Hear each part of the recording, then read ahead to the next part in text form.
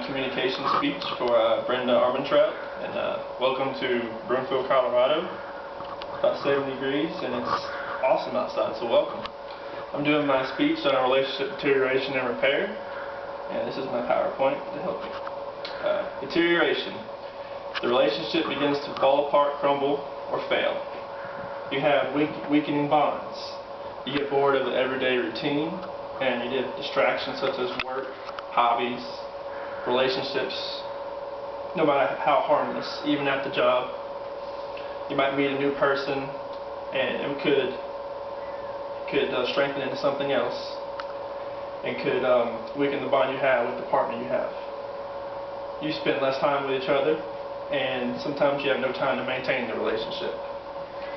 Sometimes in a relationship, you maybe make promises that can turn into a major betrayal, or minor arguments that could turn into things where you could say spiteful comments, which turn into bigger problems.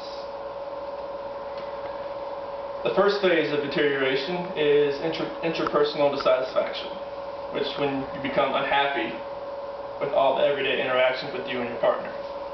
You also begin to view your future with your partner as a negative future. And the second phase is interpersonal deterioration, which you start to grow farther and farther apart. And you share less of your free time with each other.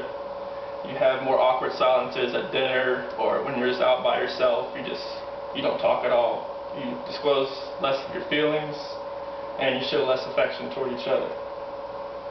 When you have good communication, you show more nonverbal communication, which is the majority of the messages we send, like through gestures, facial expressions, eye contact, the tone of your voice. And there's many types of forms of communication these days, and it's the most successful groundwork for relationships. A few quotes that I've done research on from Elaine Schemberg. All relationships problems stem from poor communication skills, which is very true. And another quote from Schemberg and Sorjan: you can't communicate while you're checking your BlackBerry, watching TV, or flipping through sports section, which is very true. With technology nowadays, you'll be on your iPhone, your BlackBerry, at a restaurant, and you'll see two people at a table, and you'll see both of them on their phones, either Facebook comment status, or maybe playing the game, and there's no communication at all.